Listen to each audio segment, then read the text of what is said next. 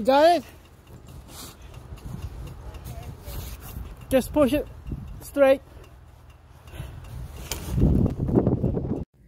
Hey guys, kamusta? May gusto akong ibahagi dito sa inyo tungkol sa winter tires. Kung paano talaga ito nagwo-work at ano yung mga dapat yung gawin kapag equip ang sasakyan nyo nito. Marami akong tips sa inyo tungkol sa winter tires, pero dahil maiksi ang video na to, let's keep it quick and simple.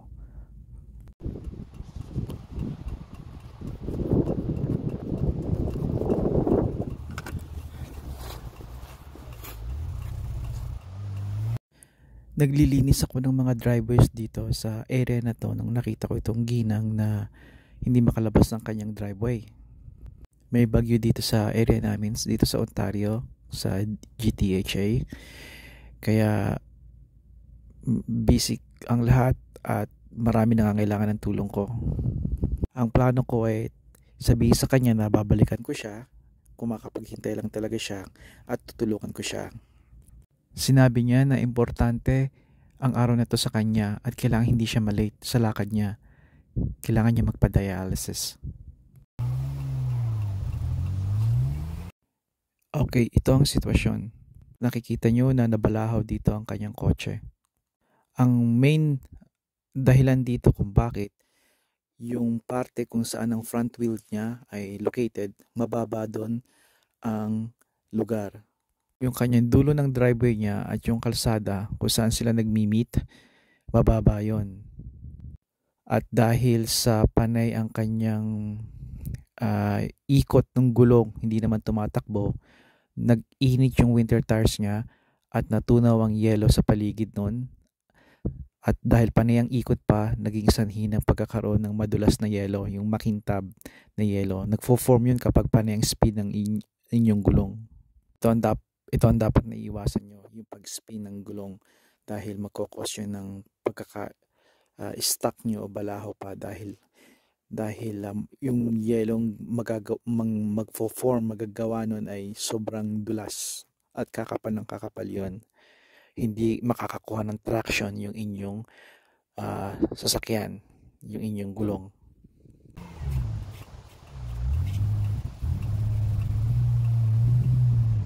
Dito makikita ninyo na umpisan kong instruct siya na may trick dito na isa sa mga basic trick na gagawin ninyo pag stuck kayo ay i-rack ninyo yung inyong parang hinihele na baby. I-rack ninyo yung sakyan ninyo. Walang fancy na turn yung wheels, just rock it back and forth. Abante, atras, abante, atras. Ang buong idea nito ay makalabas kayo, makaalis yung kung anong stuck yung gulong, likod man o harap. Sa example na ito, yung harap niya, front wheel drive itong sakyan niya, kailangan ng front wheel tires na makaalis dun sa na-form na yellow, yun sa pagkakabalahaw niya. At magagawa nyo lamang ito kung irarak ninyo paatras, abante, atras, abante ang inyong sasakyan. At once na makalampas kayo doon sa pagkakabalahaw ninyo, tigil, i-feather nyo yung gas dahan-dahan, paatras, katulad ng example nga na to, paatras na may konting pabilis ng konti. Huwag nyo bibiglayin yung silinyador.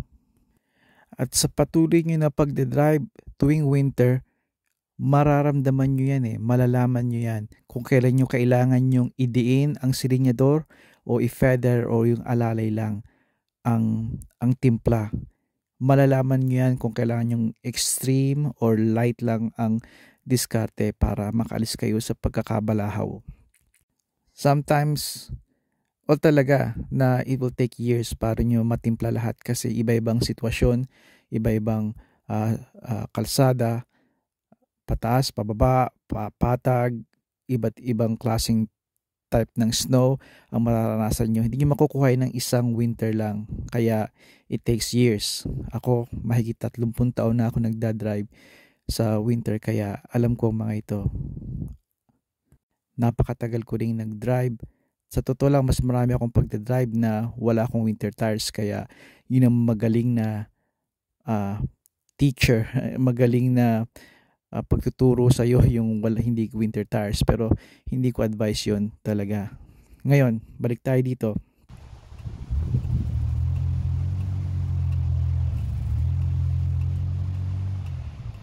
Makikita niyong tinutulak ko itong sasakyan, pero maingat din ako dahil hindi ko siya kilala at hindi ko alam kung ano yung health status niya, kasi nga nagpapadialysis na siya, di ba? Kailangan kong maging maingat kung nasaan ang apak ng silinyador niya. Kaya yun yung mga bagay na iisipin nyo rin kung tutulong kayo, kasi hindi nyo magugusto, hindi dapat na magkaroon kayo ng aksidente nito na tutulong lang kayo pero maaksidente pa kayo, di ba? Ito mga iwasan ninyo, tulad ng paglalagay ninyo, pagtutulak nyo ng sasakyan, lalo na sa front. May isang technique dito na ginagawa ko, o ibang ginagawa namin, na sige, umatras ka, atras, or kung saan mong direksyon gusto pumunta. In this case, di ba, sa kalsada, paatras, o yung ibang sitwasyon, paabante. Either way, kung saan mo gusto, hit that gas, paandarin mo habang tinutulak ko yung tagiliran ng fender ng sasakyan. Dahil madulas lahat, magkokosyon na lumiko ang sasakyan sa direksyon na gusto mo, or may position mo siya malayo dun sa nag-form na yellow na kung nasaan nakalocate yung iyong winter tires. Pero sa pagtutulak mo sa tagiliran, you have to be careful. Baka lumusot dahil madulas lahat. Baka lumusot yung kamay mo diretso dun sa front tires habang umiikot yung tires. At hindi ko na kailangan sabihin sa inyo kung ano mangyayari. Yun ang mga bagay na dapat yung ingatan. Ito rin, kapag tinutulak ko yung front fenders niya o yung hood niya, pwede akong madulas, dumiretso ako sa ilalim, at probably hindi niya alam kung nasaan ako, at sabihin natin nakalampas siya at nawala sa pagkakabalahaw, pwede akong mapin sa ilalim. Yun ang iingatan nyo rin. Kaya timplado lahat. May bota ako, magandang traction, pero that's not enough kasi lahat nagiging mushy na kasi kalalakad. Isa pa yung point ko dito na front wheel drive to, pero yung rear tires mo, yung kumakamot front wheel. Okay? Malalaman nyo ito. May front wheel, may rear wheel, mayroong all wheel, may 4x4. Magkakaiba yan. Ngayon, ito, ang gumagana, umiikot talaga ay yung front. Pero yung likod, wag nyong neglect. Alisin nyo yung yellow. Pero hindi, makikita nyo, kung titingnan nyo mabuti, walang yellow, walang snow na yan. Pero hindi ko nililisan todo dahil hindi yan ang main concern ko. Natanggalan ko ng enough snow, that's it. Ang main concern ko dito yung problema, yung front tires. Kailangan niyang magkaroon ng traction. Hindi siya magkaroon ng traction dahil nakaupo siya sa malapad na yellow na cause nga niya nung driver, nung ginang, dahil paikot-ikot ng sakyan niya ang gulong niya. Kaya kapag stuck kayo, nabalahaw at paning ikot ng sakyan ninyo, ang gawin nyo, tigil muna, pahinga, or yung time na yun, pwede yung i-wiggle yung gulong nyo para makakuha kayo ng traction, makaalis kayo doon sa spot na yun kung saan kayo paikot-ikot lang yung gulong. Hope that makes sense sa inyo. Roll pa natin yung tape.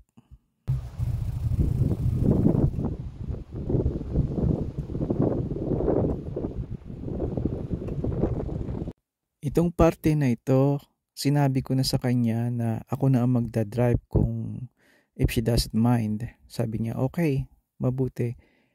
Kasi kampante ako na mailalabas ko itong sasakyan sa kalsada. Katulad ng sabi ko sa inyo, sa umpisa, rock back and forth. Maybe kaunting wiggle sa wheel para bumelo kayo yung pumosisyon kayo, i-position nyo lang ng konti, yung get that, feeling na, okay, andar na ako nito, back and forth, di ba?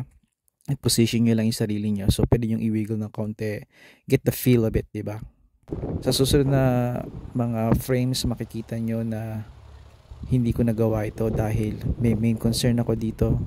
Ito ay yung ginang, masyado siyang malapit sa sasakyan, kasi dahil sa gagawin kong rock back and forth, pwedeng mag-sway ang sasakyan papuntang kanan at tamaan siya, or I can't really be worrying sa kanya, natingin din ako sa kanya At hindi ko nga alam ang health status niya, maaaring she's getting weak or ganong alertness niya, kaya nag-kick in sa akin yung ayoko ng malaki pang problema. So nagbago ng isip ko, so lumabas ako ng sasakyan at sabi ko sa kanya siya na mag-drive.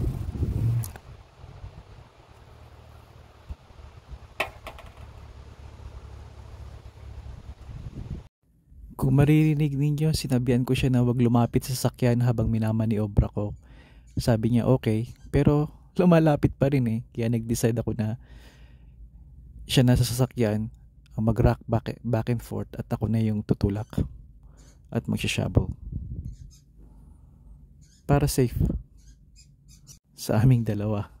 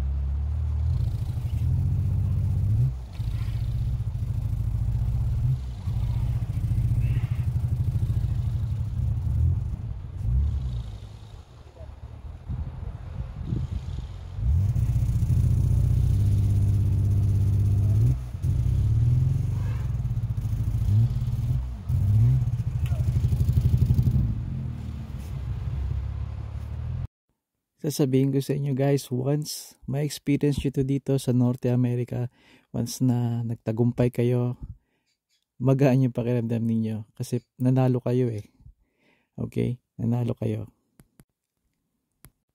Isa pa, mapapansin nyo ako dito na kung titingnan nyo akong mabuti, tumila ko ng saglit sa gulong niya, pero sa umpisa pa lang wala na akong concern kung mababalaw siya o hindi. At alam nyo guys, alam ko na hindi siya mababalahaw kasi I know na yung matanda na ginang na ito, marami siyang experience na winter na rin at alam ko na nasa patag siyang lugar. Oo nga't may snow, oo nga't mushy siya na snow, ito yung nakakabalaw sa mga sakyan, pero ang magic ng winter tires they will keep digging. They will keep digging hanggang makita nila yung aspalto o ang kalsada. At doon sila makakakuha ng traction. Yun ang pagka-special ng winter tires. At kung itatanong nyo sa akin, teka Lenny, bakit sabi mo earlier, keep digging? Hindi siya, nababalaho pa rin siya. Well, yung sitwasyon kasi noon, hindi flat yung lugar. Isa pa, nag-create na siya ng maraming snow dahil sa carelessly na pag-spin ng tires. Na once na nasa patag na lugar ka, pay attention sa wheels niya. She is punching it, naka-apak siya sa silinyador, minsan malakas, pero wini-wiggle niya yung kanyang winter tires. That way, it creates more digging para nawawala yung snow at napapapunta siya doon sa asfalto o sa kalsada mismo. At sa resulta nun, napopropel siya diretso, abante. Kung titignan nyo, nag-struggle siya, pero eventually, diretso rin siya. At ganun lang talaga, pakiramdaman lang, and experience of course, importante yon. Marami pa akong gustong i-cover about this, pero ito lang yung pinakasimpleng kaya kong gawin sa limitadong oras ko. Kaya sana nagustuhan nyo at may natutunan ang iba sa inyo bago man kayo or matagal na dito sa Norte America. Isa pang huling payo sa inyo sa mga mahal kong kababayan, lalo na yung mga nag-umpisa dito or kahit na yung mga matatagal na rin na naninirahan dito, Norte America, particular dito sa Canada. Huwag niyong katatakutan, kaiinisan, kagagalitan o isusumpa ang winter. Ang taglamig na panahon na ito ay parte ng Canada, parte ng Amerika. Isama natin to sa ating pamumuhay na walang inis at takot. Bagkus, i-embrace natin to. Sa pamamagitan nito, magiging lalong malakas tayong mga Pilipino. Ito ang isa sa maraming payo sa akin ng lima kong lolo nung dumating ako noong early dekada 90. Hanggang ngayon nakatanim pa rin sa isip ko yan. At ito ang tinuturo ko sa aking mga anak. Sadyang mahaba na talaga ito. Kaya hanggang sa muling video at maraming salamat.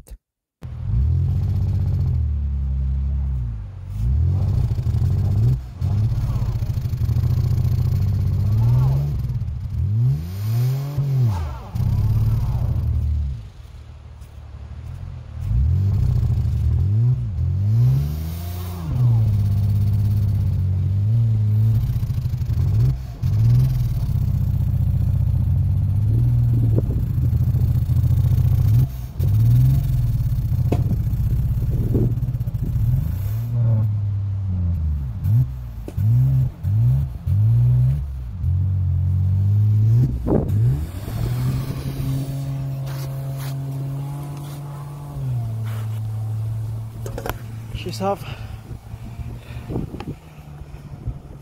Let's put her on lower gear, man.